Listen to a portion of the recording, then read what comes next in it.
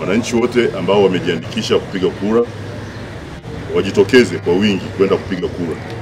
Jeshi la Polisi mkoa wa Morogoro linawahakikishia kuwa usalama upo wa kutosha na vyombo vyote vya ulinzi na usalama vimejiandaa vizuri kukabiliana na yeyote ambaye atathubutu kufanya vitendo vyovyote vya uvunjifu wa amani.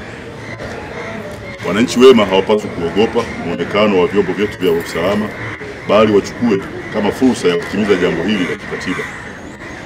Mambo yanayozuiliwa ni pamoja na uhamasishaji wa maandamano, uhujumu wa miundombinu ya uchaguzi, uhujumu wa miundombinu mbalimbali, ufungaji wa barabara, jeruhi au ghasia ya aina yoyote au uhalifu wa aina yoyote ambao utasababisha uvunjifu wa amani au ambao utatafasiriwa kuwa ni jaribio la kuvunja au kuvuruga amani.